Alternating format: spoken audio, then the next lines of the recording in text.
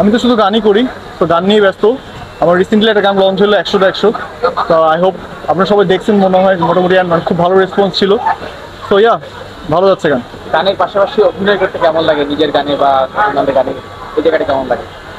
গানের পাশে অভিনয় করতে অ্যাকচুয়ালি ডিপেন্ডস। অনেক সময় পছন্দের ক্যারেক্টার পাওয়া যায়, অনেক সময় পাওয়া যায় না। অনেক সময় গানের প্রয়োজন অনেক ক্যারেক্টার প্লে করতে হয়।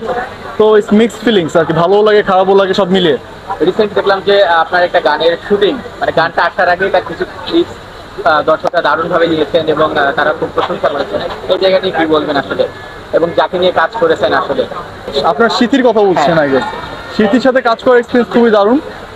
আর ও যেরকম ক্যামেরাতে আমরা হয়তো ওকে বিভিন্নভাবে দেখছি, বাট ও খুব ভালো একটা মেয়ে। আর ওর সাথে কাজ করার এক্সপিরিয়েন্স, যখন কাজ করতে পারছে, যখন পার্সোনালি জানতে পারছি, দেখলাম যে খুবই ডেডিকেটেড একটা পার্সন। তো as a artist I guess ও অনেক ভালো করবে, আর ওর জন্য অনেক শুভকামনা।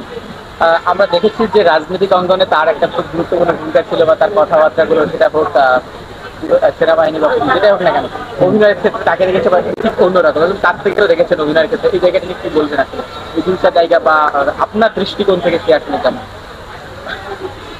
আমার দৃষ্টিকোণ থেকে আসলে বা সহশিল্পী হিসেবে যেটাই বলি না কেন। আমি সহশিল্পী হিসেবে বলবো ডেডিকেটেড, অ্যান্ড ওর সাথে কাজ করে ভালো লাগছে, দ্যাটস ইট। আর কি কি কাজ আসছে আসলে গানের পাশাপাশি বা অন্যান্য কাজ করছেন আরো? আমি শুধু গানই করছি ভাইয়া, আর সামনে গানই আসবে। আর যদি ফিউচারে কিছু করি, আপনারা ডেফিনেটলি জানতে পারবেন সবাই। একটা প্রশ্ন না করে পারছি না।